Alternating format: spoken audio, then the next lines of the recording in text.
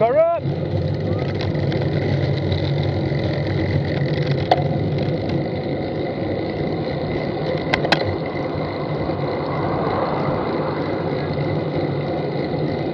At this point, we've been on the ride for about 50 minutes, and that included a 1-mile semi-low-grade climb that stretched us for a bit. Hey, cycling community, this is Steve Grusis, the Cycling Greek. And this ride also marks the end of my first week of my mid-season dial back. This past Saturday was one of my key races, and I'll have that race linked in the description below.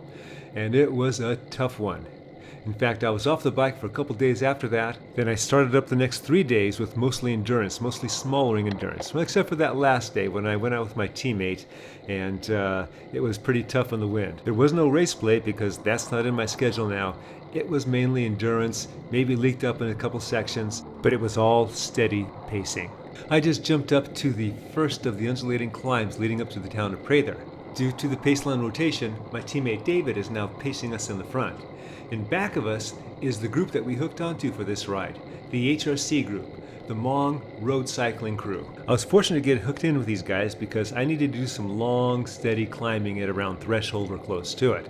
And these guys were doing that. We started from town and we're going up to the top of the 4-lane, which is my usual climbing workout. That's the 8-mile climb, so we're now working our way up to that climb.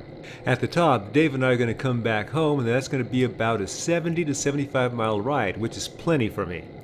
Now the others, they're going farther, much farther, some of them.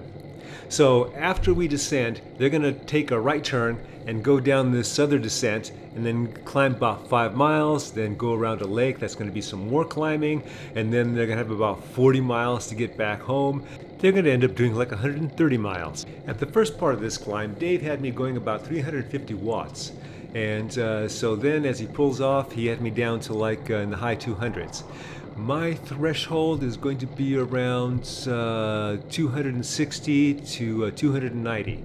So if I can aim for that. So now I'm in the front, and one of the first things I'm thinking of is, man, I'm going to have to keep this pace up because these guys are just going to jump me. And of course they're not going to jump me because these guys have about a gazillion more feet of climbing to do on this ride. Of course, I don't know that because I'm going into a little bit of hypoxia and I'm keeping my eyes forward. Now, if I did look back, I'd see that we've already dropped a number of the people, or rather they just were a lot smarter and they're just going slower because then this is going to be a long, long day for them.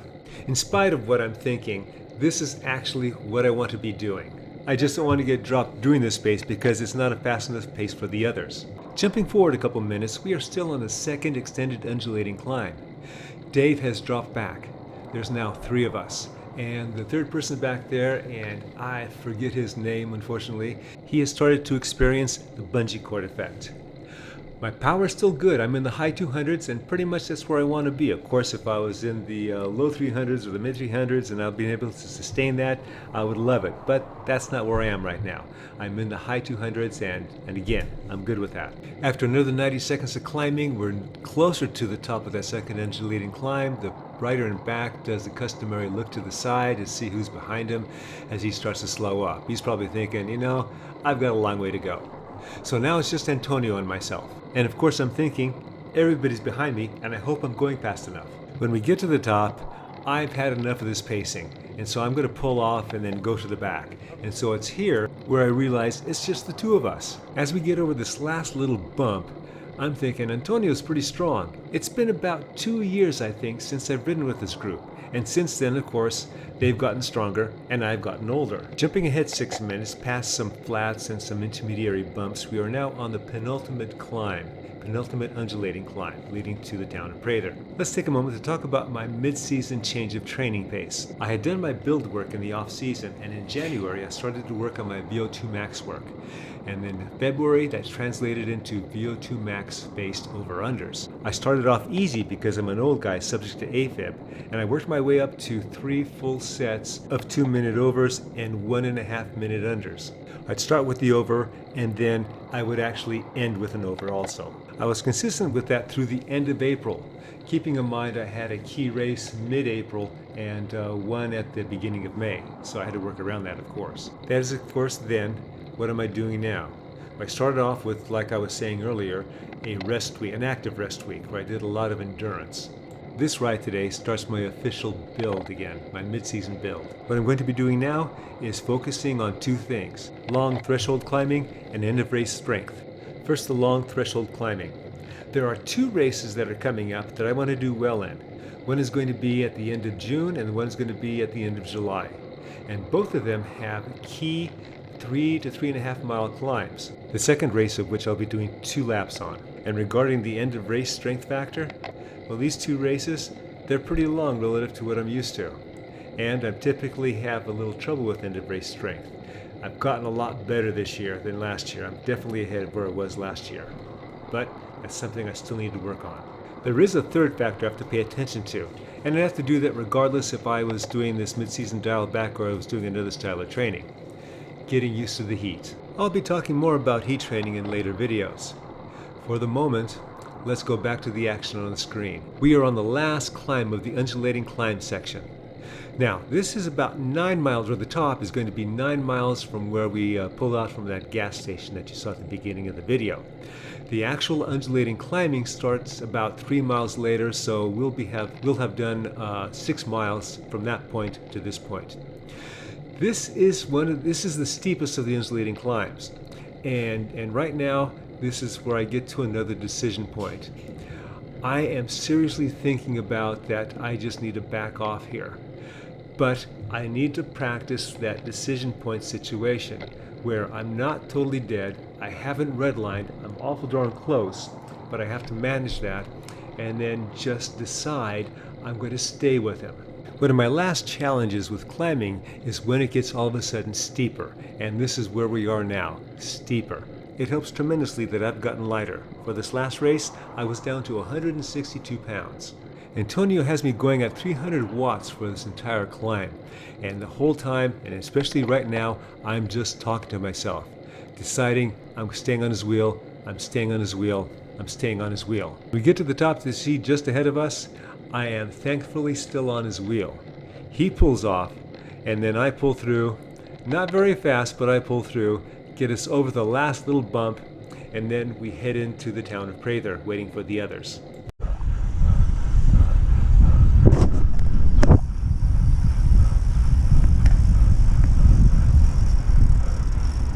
Oh man, that was a perfect pace for me. Thank you. I was red line. Oh. I just wanted you to know that. Well, thank you. My red line was talking to me too. I'd say we dropped those other guys, but they're probably doing the whole thing, right? Yeah, I'm doing the whole thing. Oh wow, that's amazing.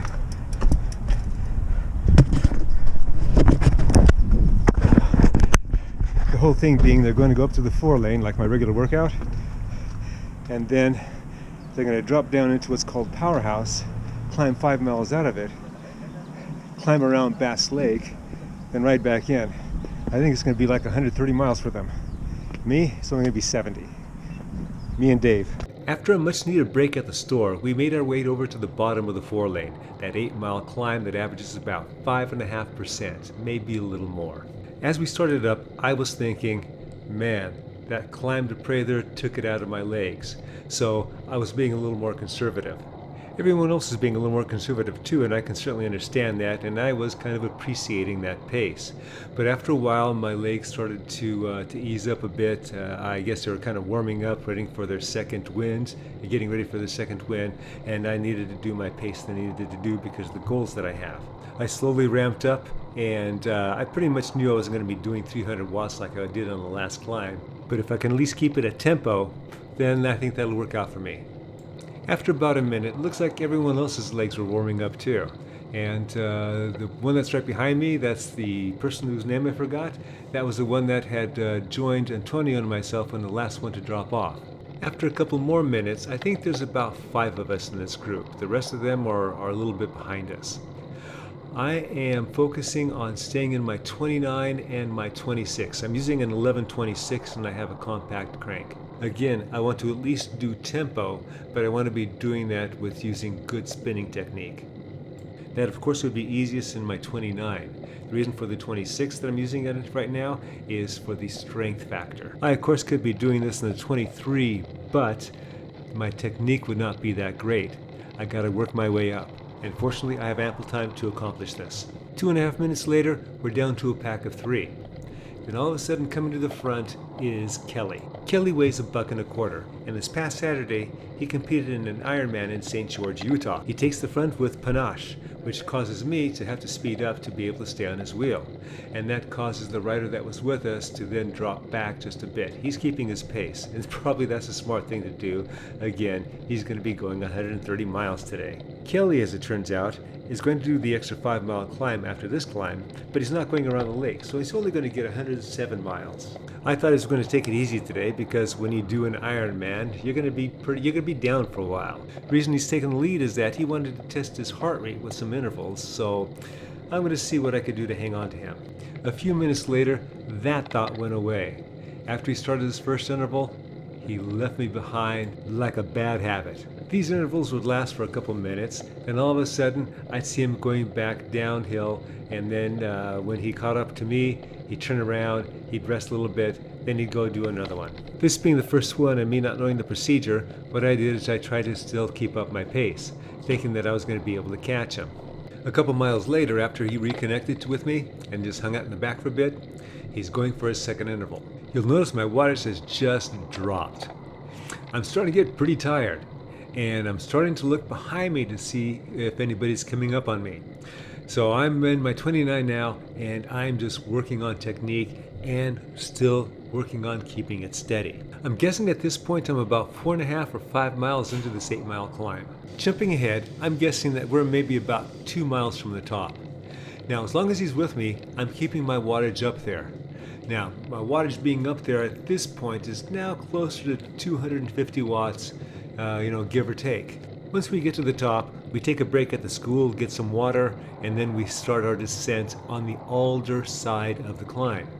At the bottom, teammate David and I separate from the others and we continue our ride home. On the ride home, I am pushing it whenever I'm at the front. So pushing it doesn't mean that I'm going threshold, because pretty much my legs are feeling the entire day.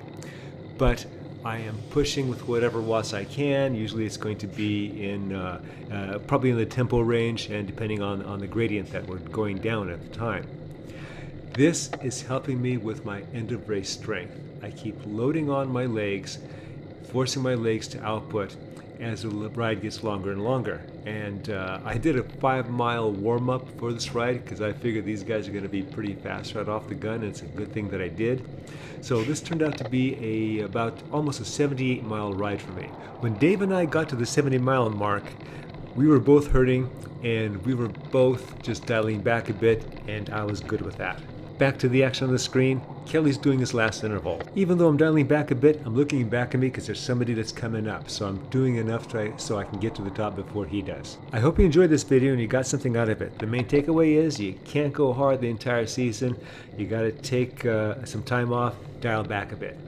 All right, you know the drill. Comment, like, subscribe. The Cycling Greek.